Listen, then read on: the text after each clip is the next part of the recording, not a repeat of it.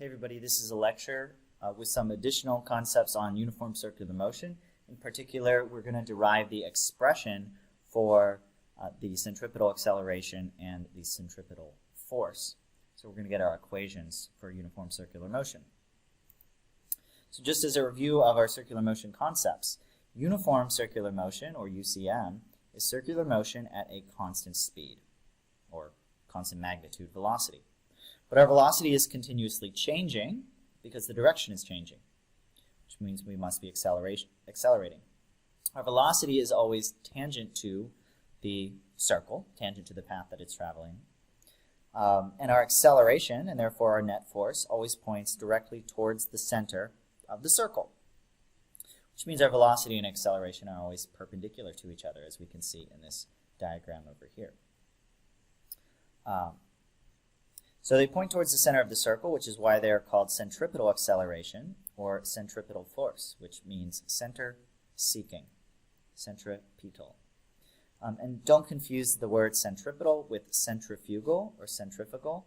Centrifugal force is not a real force, and it means something totally different. We're only talking about centripetal force here. One other thing that's important is centripetal force is not actually a separate force on its own. It's not a force like friction is a force, gravity is a force, normal reaction force is a force. Centripetal force is just whatever the net force is during uniform circular motion. Or it's the component of the net force that points towards the center of the circle. So it can be a single force like gravity, or it can be a combination of other forces. Now we know the direction of the centripetal acceleration is towards the center of the circle, but we also want to get the magnitude. So let's think about an object traveling in a circular arc across some angle. Let's make it a really small angle. And I'm exaggerating it for the sake of visibility, but let's assume it's a really, really small angle theta that's close to 0. Well, my circle has a radius r, and the distance that my object travels in this time, in the time across this angle theta, is, well, it's speed times time, v delta t. Now, since we're in uniform circular motion, our velocity vectors stay the same length. They only change in direction. So my initial velocity v is going to point right at this point. It's going to point in this direction, and my final velocity is going to point something down like this. V. But since my velocity is always perpendicular to the radius, because it's tangent to the circle, and each of these velocities just is going to be 90 degrees past the line of the radius. So that means that the angle between my initial velocity and final velocity is also theta. The change in my velocity vector that points towards the center is delta v. So it may be kind of hard to see because this shows going around the arc of a circle, and this shows a triangle. But if we compress this angle to be really, really small, approximately 0, then this arc right here, v delta t, it actually becomes totally flat, and these triangles become similar. This arc actually becomes a flat line, it becomes a triangle. So since they're similar triangles,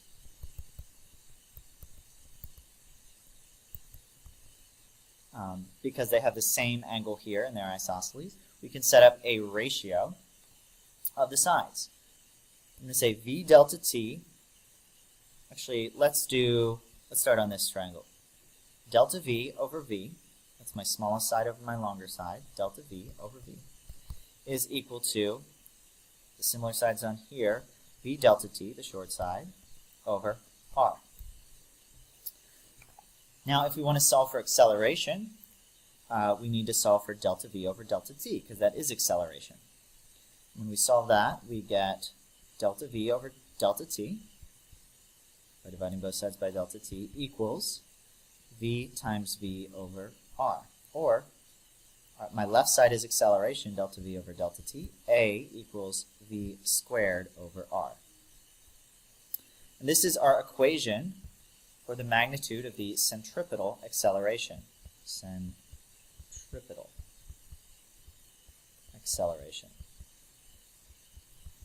We know it points towards the center of the circle, and it's v squared over r. Now this is true if our angle is really, really small, but if our angle is really, really tiny, like basically 0,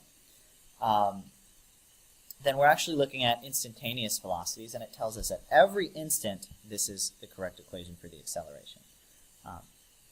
If we multiply both sides by mass, well, mass times acceleration is force, so we get that our centripetal force equals m v squared over r.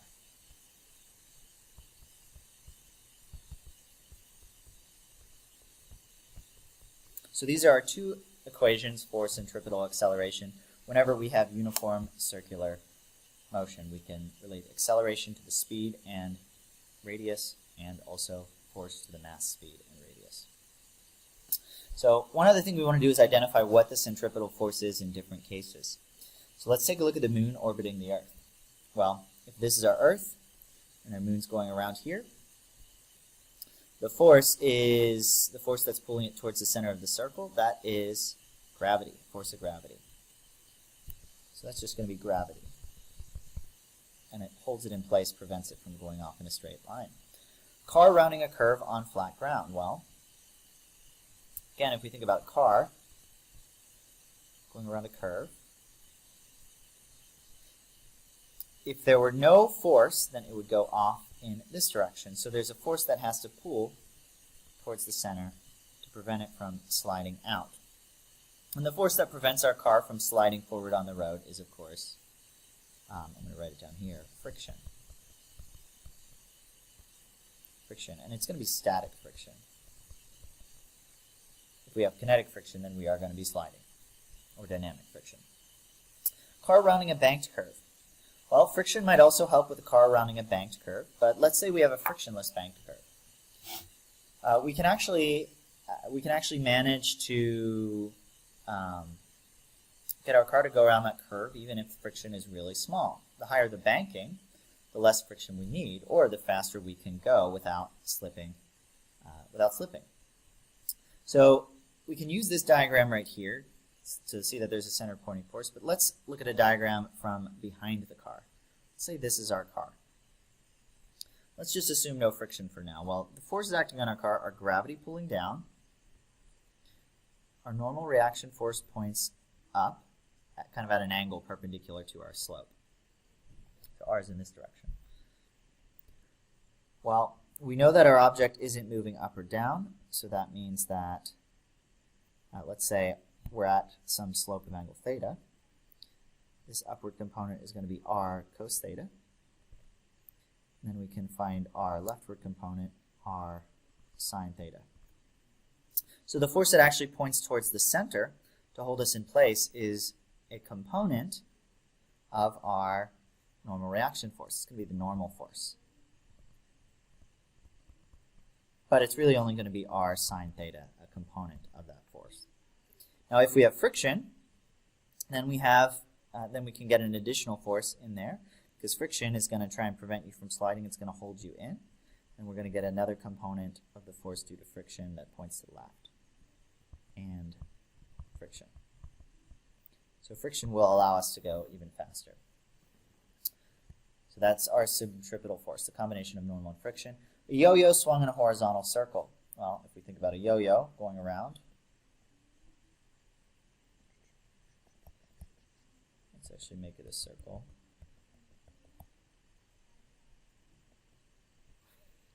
The only thing that's holding the yo-yo in place, pulling towards the center, is our force of tension. So tension holds it in place.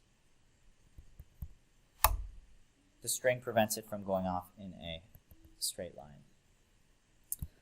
Let's think about a yo-yo swung in a vertical circle. You might say it's the same thing, but let's actually think about a yo-yo going in a vertical circle. Let's think about the motion of that yo-yo at a couple different points.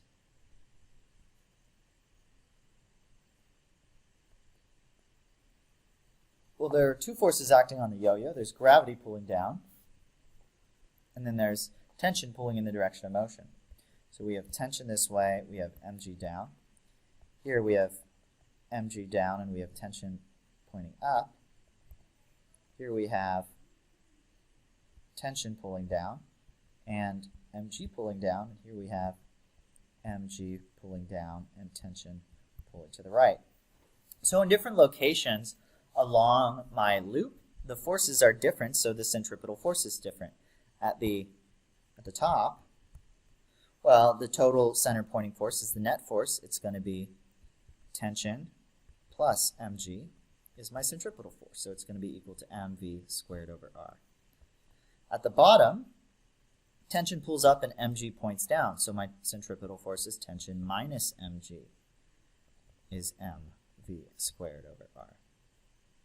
So in either case, we'll get different centripetal forces caused by different combinations of other forces.